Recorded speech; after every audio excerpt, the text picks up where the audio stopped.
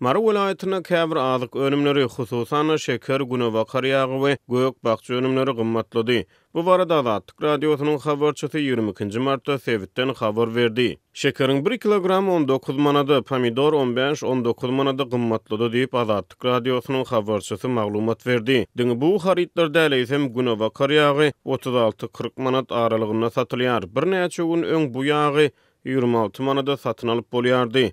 Paýta ýagynyň 1,5 litri 40 manatdan satylýar diýip habarçymyz sözüniň üstüne ýetirdi. Onuň maglumatlaryna görä Sewitde şeker we pomidor ýaly önümleriň bahalarynyň ýokurlanmagy bu haritlaryň Türkmenistanyň esasan Russiýa Federasiýasyna eksport edilmegi bilen düşündirilýär. Russiýanyň Ukraina esasy çolmagy derarly Moskwa ýeti ykdysady sanksiýalar uçurdy. Özüne garşy girdilen sanksiýalaryň ýygyny Russiýa käbir önümleriň daşary ýurtlara eksport edilmegini çäklendirdi. 8 martda girdilen bu gadagançylyk esasyna hususan şekerin eksportyna ruhsat berilmeýär we gallanyň eksporty çäklendirilýär. Galaberse de Russiýa ykdysady sanksiýalaryň ýygyny türkmen pomidorunyň importyna girden gadagançylygyny ýatyrdy. Russiýanyň owa hojalyk gödäwçisi Rosselshaznadzor 5 martda karar kabul edip beýleki käbir ýurtlardan Russiýa import edilýän haritlara girdilen çäklendirmeler bilen bir hatarda Türkmenistanyň pomidor we burç import edilmegine girden gadagançylygyny ýatyrdy. Ýatdasak geçen ýylyň martynda Russiýanyň Rosselshaznadzor gullugy Türkmenistanyň import edilýän pomidoruň Russiýanyň fitosanitariýa şertlerine gawat gelmeýänligi bilen baglylykda onuň importyny çäklendirjekdigini aýdypdy. Azatlyk radiosynyň habarçysy Mara welaýatynyň Şatlyk we Sakarçagy etraplaryna ýörüýte ýyladyşganalarda pomidor ösürip ýetişdirýän daýhan hojalyklaryň işgärleri bilen guruldaş boldy. Ýyladyşgany işgärleri Sewitiň hususy kärhanalaryna öndürilýän gök bakçy önümleriniň soňky wagtlarda has köp mokdarda Russiýa eksport edilýänini aýdýarlar.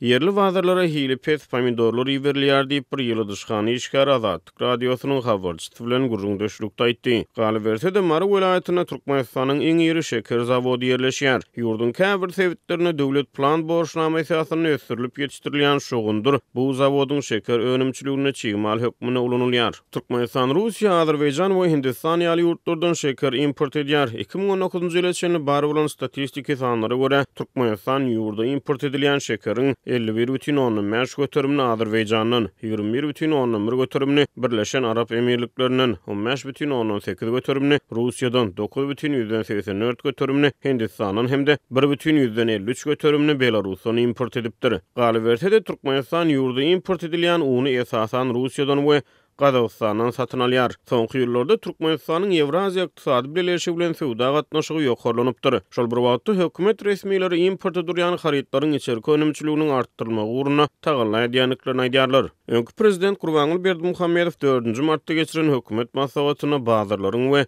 dukanlaryň halkyň giňinden sarp edýän haritlaryň üpçün edilmegi, narhlaryň gödäwçilikde saklanmalydygy barada durup geçdi. Türkmenistan 2016-njy ýyldan soň ykdysady kynçylyklar başlany geçirip başlady. Şondan bäri ýurtda ýygy-ýygydan ýymy önümleriniň gytçylygy we gymmatçylygy emele gelýär.